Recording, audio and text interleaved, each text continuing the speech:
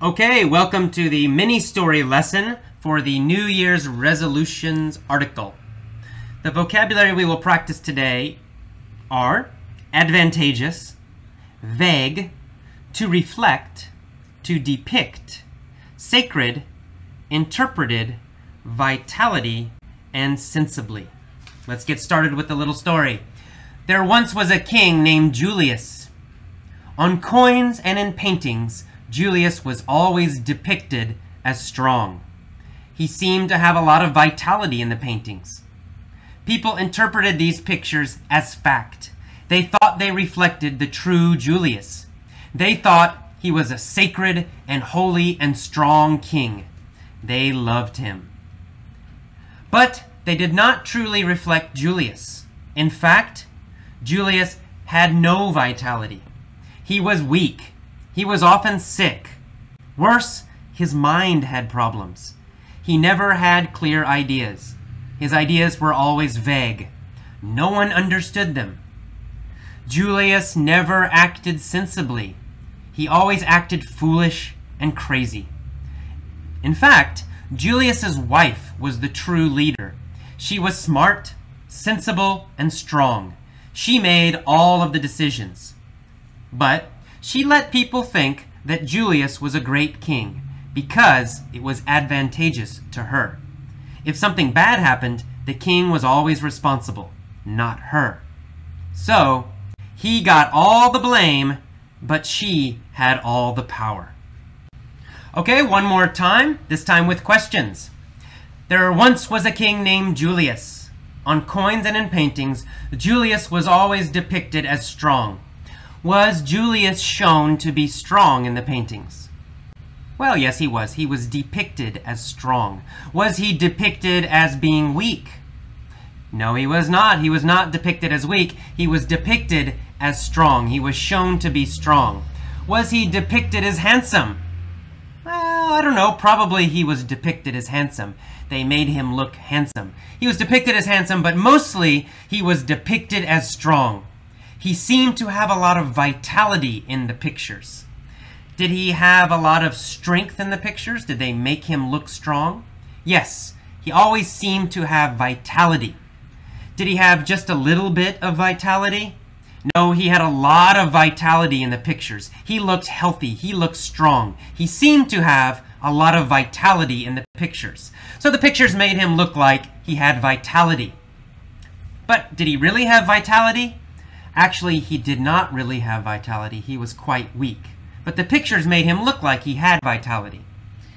People interpreted these pictures as fact. Did they interpret them as a story, as fiction, as not true?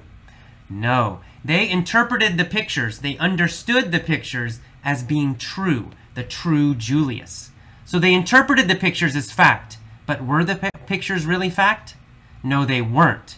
They interpreted them as fact. They thought they were true, but they weren't really true. So their interpretation, that's the noun, their interpretation was wrong.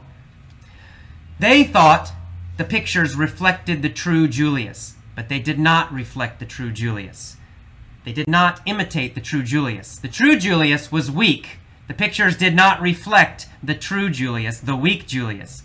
The pictures made him look strong. They depicted him as strong. They did not reflect the truth.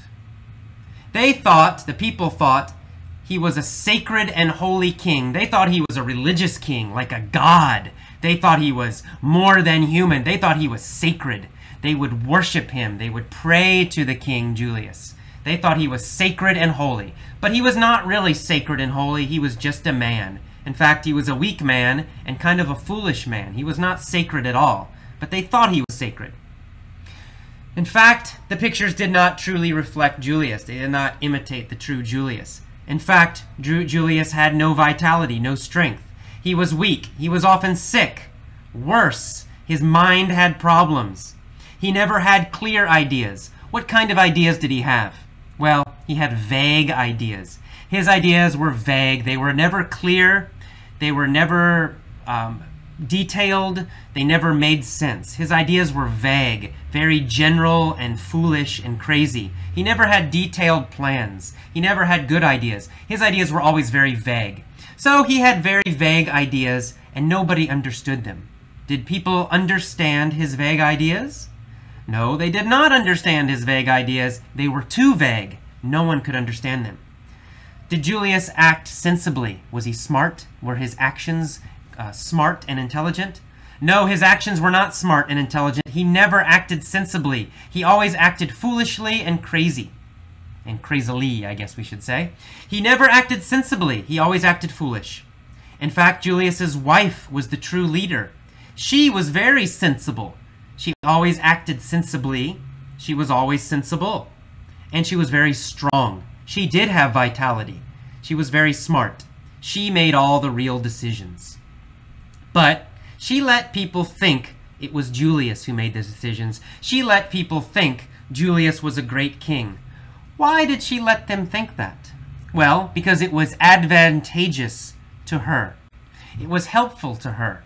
It let her make decisions, but she never had to worry about people blaming her or being angry at her. Because if there was a bad decision, they blamed the king. So this situation was advantageous for the queen. It was good for the queen. It was an advantageous situation for her. Was it a bad situation? No, it was an advantageous situation for her. So this was advantageous to her. She let everybody blame the king when something bad happened. But when something good happened, of course, she was the one who really made the decisions. She had all the power, but he took all the blame. This was an advantageous situation for her. Okay, great. This time, one more time. This time I want you to speak. I will ask a question. Then I will pause and wait. You should answer the question during the pause. So if I say, there was a king named Julius, if I say, what was the king's name? When I pause, you should say, the king's name was Julius. Try to answer in a full sentence, not just one word. After the pause, I will give you the answer in full sentence. After I give the answer, I will pause again. You should repeat my answer, copy my pronunciation. Okay, here we go. There once was a king named Julius. On coins and in paintings, Julius was always depicted as strong. How was Julius depicted? He was depicted as strong. Good. He was depicted as strong. Very nice. He seemed to have a lot of vitality in the pictures. What did he seem to have? He seemed to have a lot of vitality. Good. He seemed to have a lot of vitality. People interpreted these pictures as fact. How did people interpret these pictures? They interpreted these pictures as fact. Good. They interpreted these pictures as fact. But the pictures did not reflect the true Julius. Did the pictures reflect the true Julius? No, they did not reflect the true Julius. No, they did not reflect the true Julius. People thought Julius was a sacred and holy king. What kind of king did they think Julius was? They thought he was a sacred and holy king. They thought he was a sacred and holy king. Good. Okay, but this did not truly reflect the real Julius. In fact, Julius had no vitality. Did Julius have vitality? No, he did not have vitality. Good. No, he did not have vitality. He was weak, he was often sick, and his mind had problems too. He never had clear ideas. In fact, his ideas were always vague. What kind of ideas did he have? He had vague ideas. He had vague ideas. Good. No one understood his vague ideas. Julius never acted sensibly. Did Julius act sensibly? No, he never acted sensibly. No, he never acted sensibly. Okay, good. He never acted sensibly. He always acted foolish and crazy. In fact, Julius's wife was the true leader. What kind of woman was Julius's wife? She was smart and sensible. She was smart and sensible. Okay, good. She was smart and sensible. She made all of the decisions. But she let people think Julius was a great king because it was advantageous to her. Why did she let people think he was a good king? She did it because it was advantageous to her. She did it because it was advantageous to her. She did it because it was advantageous to her. Okay, good. She did it because it was advantageous to her. If something bad happened, the king was always responsible, not her. So, he got all the blame, but she had all the power. Okay, great. Now what I want you to do is to tell the story yourself. All of it, the whole thing. Try to tell the story yourself. In your own words. You don't need to get every word correct. Get the general story, but do try to use the new vocabulary. Depicted, vitality, reflected, sacred, vague, sensibly, sensible, advantageous. So retell the whole story. Stop this now, pause it, and tell the whole story out loud to yourself and try to use the new vocabulary. If you can't do it, if it's too difficult, if you can't remember, listen to this lesson again. Listen to this lesson many times when you're on the bus, when you're going to work, before you go to bed, in the morning, and repeat the sentences and the answers, and then try to retell the story again using the vocabulary correctly. Okay, good luck. Please do this. This will help you a lot to remember the vocabulary and to use it correctly. Okay, I'll see you next time. After this lesson, listen to the original article again, New Year's resolutions, and you should be able to understand it more. Okay, see you later. Bye-bye. Okay, this is the vocabulary lesson for the New Year's resolution article. Let's get started. First of all, let's start with the title. A resolution is a decision or a plan or a goal. In this case, New Year's resolutions, it really has the meaning of a goal. Something you plan to do or want to do by a certain date. You might say, I'm going to lose 10 pounds by April 1st. That's a resolution. It's a decision. Okay, a little bit later, you see the word vague. I ask, do you have formal written resolutions or just a vague plan? So something that is vague, it means it's not clear. It also has the idea of not detailed. So you might have a general idea, oh, I want to be healthy. But maybe you don't have a very clear, definite, detailed plan, like I will lose 15 pounds. That's a formal, clear plan. A vague plan is something like, I want to lose some weight. It's not clear, it's not detailed. So vague. Alrighty.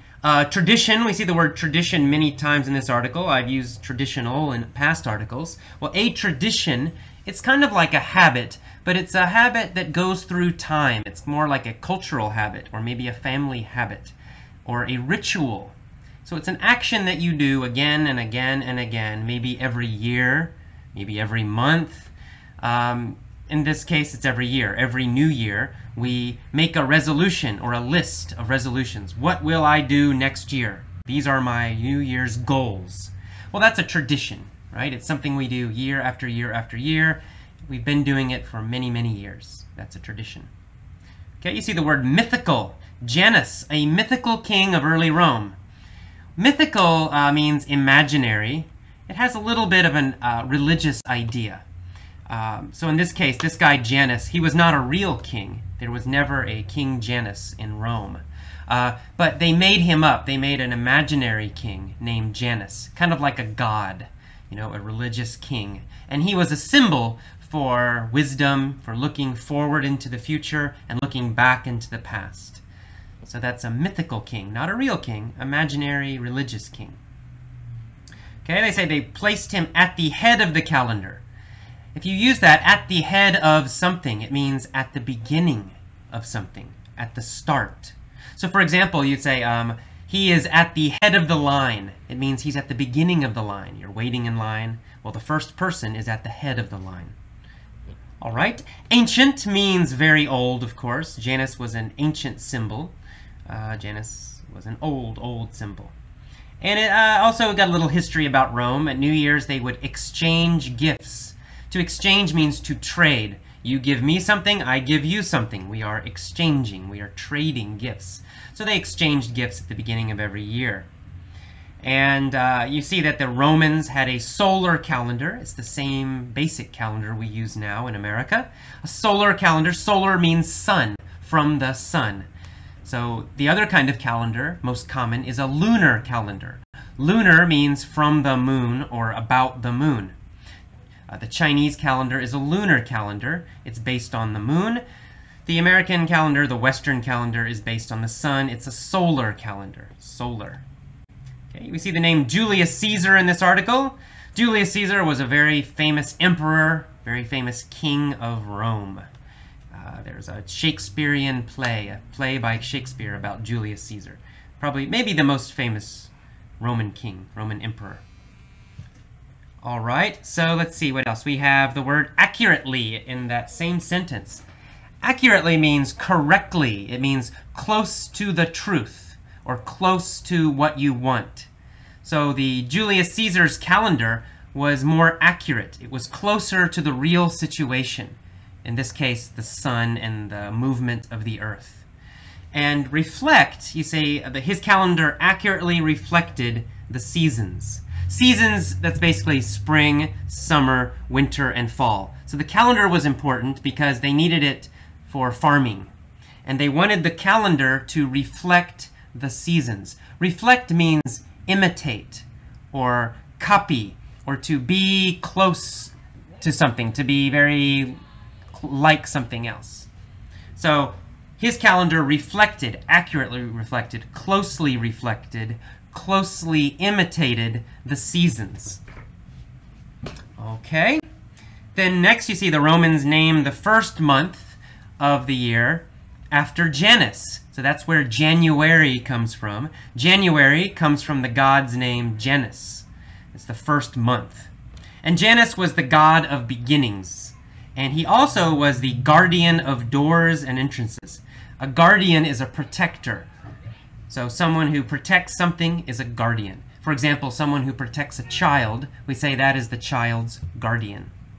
Okay, so he was the guardian of doors. I don't know what that means exactly, but maybe they put his picture above their door. Okay, and Janus was always depicted with two faces. Depicted means shown.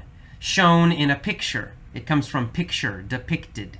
So it means pictured as or shown as. So when they drew a picture of Janus, he always had two faces, one on the front of his head and one on the back. He was depicted, he was shown with two faces. All right. Then a little later in that paragraph, they talk about some more traditions in Rome. One tradition was to give branches from sacred trees for good fortune. They would give each other branches. A branch is a piece of a tree. And a sacred tree, sacred means holy or religious or special. So maybe they had some special tree. They thought it was religious. They thought it had a special power. So that was a sacred tree. And they gave these branches for good fortune. Fortune means luck, good luck. So you give each other these little pieces of trees for good luck. Hope you have good luck next year. Here's a piece of a sacred tree, a holy tree, a religious tree. All right. We also see the word imprinted. The Coins in Rome were imprinted with gold, with the god Janus. So maybe it's a gold coin, it has the god Janus imprinted. Imprinted just means printed. It's the same basic idea as printed. It means to write or to press something onto a page, in this case onto a coin. All right, we see the word commitment. A New Year's resolution is a commitment that an individual makes. A commitment is a strong decision to do something. It's not a normal decision, it's very strong. I will do this. Absolutely 100%. I am making a commitment. So a commitment is a decision to do something, and it's very strong. We also see the word habit. A habit is something you do again and again and again. You usually don't think about it. It might be good. Exercise can be a habit. If you always exercise every day, that's a good habit. If you smoke cigarettes, that's a bad habit, right? You smoke them all the time. You're doing it every day, but it's a bad habit. It's not healthy. Okay, and then it says that often a lifestyle change that is interpreted as advantageous. That's one kind of commitment, one kind of resolution. People make a lifestyle change, a change in the way they live. They interpret this change as being advantageous. To interpret means to understand something or to think about it in a certain way. Okay, so to interpret it means to understand something a certain way. It can also have an idea of translation. If you interpret one language into your language, it means you understand that language in your own language. If I interpret Spanish to English, it means first I see the Spanish, but then I change it to English, and that's how I understand it. I interpret it that way. Okay, and advantageous means helpful or good or beneficial. So advantageous means it's good for you. Say this is advantageous, it means this is good for you. It will help you. Okay, so most resolutions, most New Year's resolutions, most New Year's goals, you think you do want to do something that will help you, that will improve your life.